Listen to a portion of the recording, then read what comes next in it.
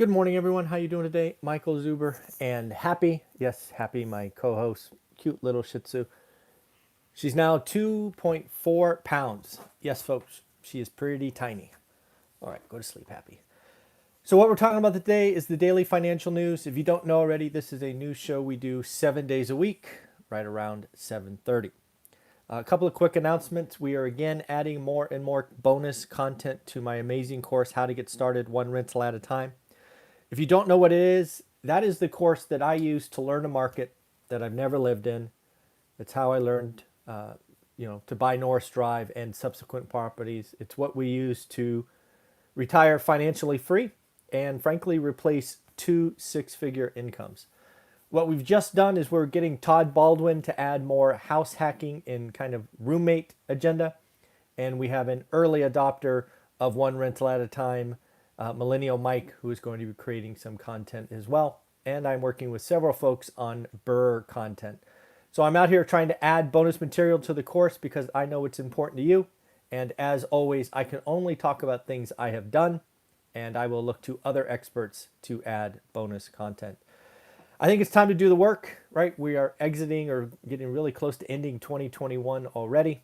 And if you want to do the work, you want to find good or great deals, you got to start. You just don't wake up one day and find a great deal generally. You've got to do the work. You have to learn average. And once you know average, then you can figure out what good and great are. So check out the link below. I got a whole playlist from other students that have done the work and talking about that. So, do yourself a favor, get the course, and, make sure you do the work. All right.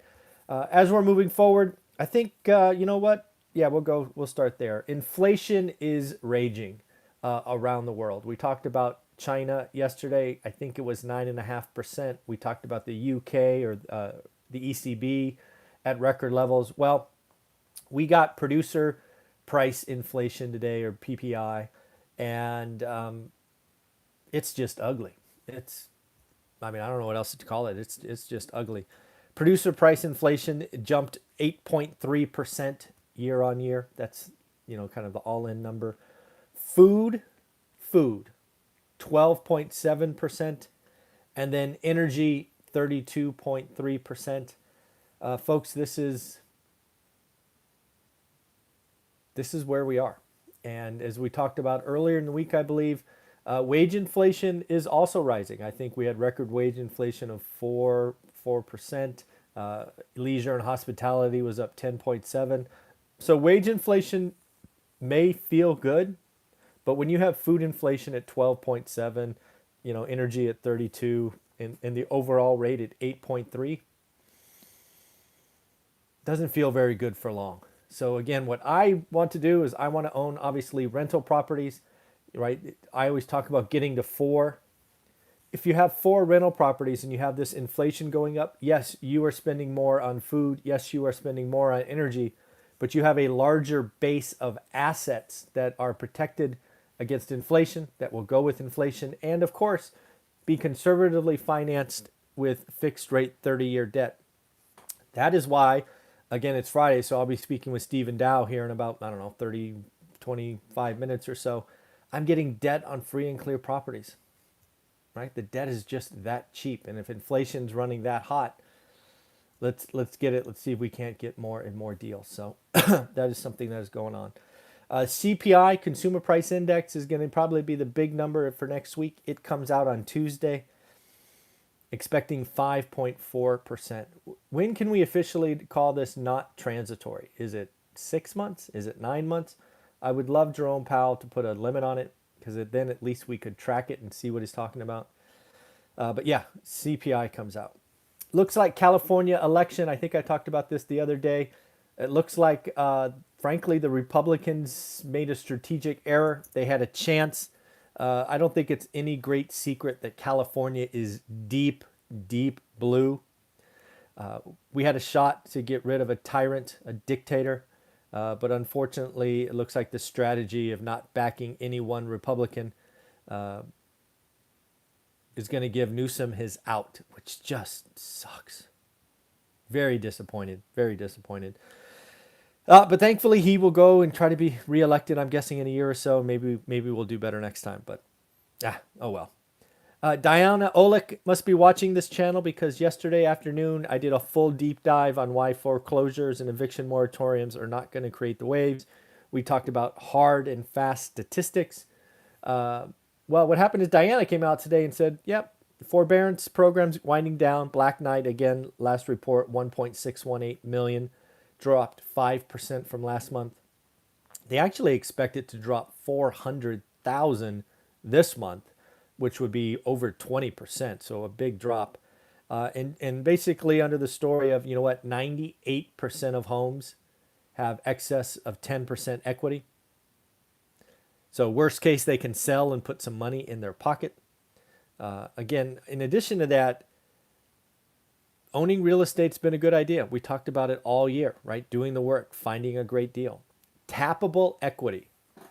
Tappable equity. This is a phrase I have not heard of before, but tappable, wow, need some more coffee.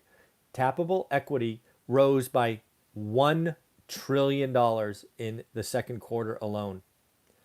That is pretty amazing. And just in case you don't know what tappable equity is, which I did not, that is equity above 20%.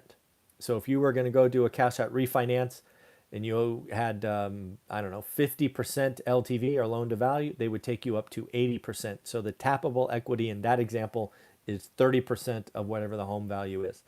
That is pretty amazing. And the article did talk about some very hot markets. The one that we always talk about is Idaho or Boise, up 33% in a year. That's smoking. In Arizona, up 28%. So again, lots of stuff going on.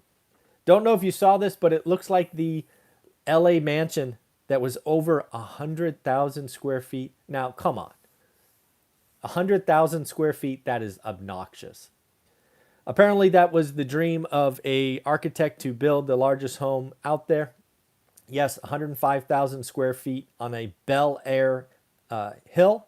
Bel Air? Yeah, Bel Air Hill. Well, looks like the expected property was going to be selling for $500 million. But the builder got in trouble and he defaulted on a $165 million loan. The property that is called The One is now going back to the lenders. Yes, folks, they do foreclose on properties even at the high end. That will likely end up on auction. That will be fun to watch. Will the lenders get back some, all, most, half of their equity? It will be interesting to see. Another thing I learned in the last 24 hours comes from Hovnanian, basically a home builder. They introduced a concept called dead days. Dead days? What the hell is a dead day?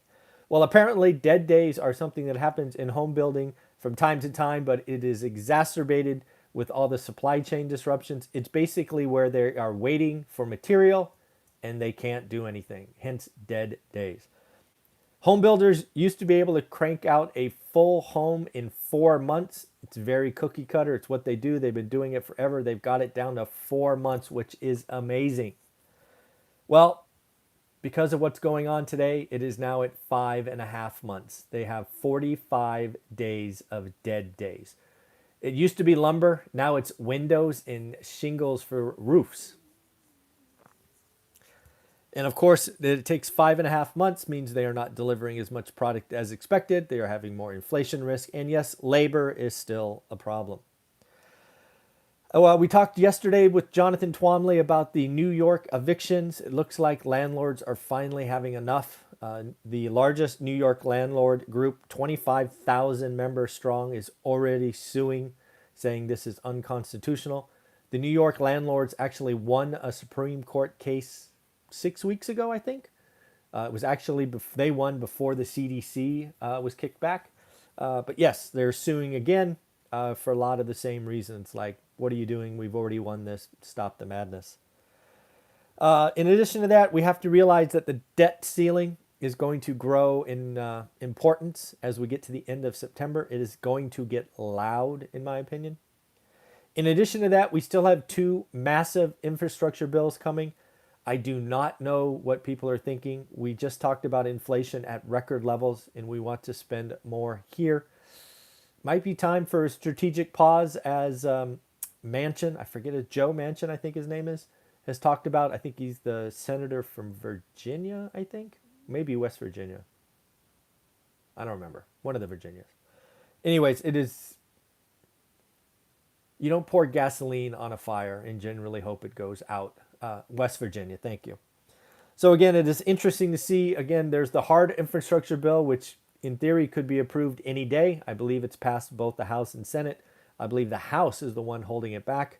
And then there's the $3.5 trillion, which you and I need to be watching for to see how are they going to do the budget reconciliation and pay for it. The answer, higher taxes. All right, folks, it is Friday. If you haven't bought the course yet, why not? Time to buy it. Do your work this weekend. If you do buy the course, make sure you join the private Facebook group called One Rental at a Time Works. We are almost at 1,000 people. And then lastly, I got to tell you, this has been a slow week. This has been a slow week so far. So if One Rental at a Time has helped you get a deal, the book, anything I do, I need to know about it. This could be the slowest week in, what has it been, like 14 or 15 weeks? So let's see. I report on my numbers on Sunday, so maybe it'll change. But yeah, been a pretty slow week. Yeah, not gonna lie, been a slow week. I need to send out some more of these cards. So if I've helped you, let me know. I'd love to mail them out. Love to count you on the race to 500. Take care. Bye.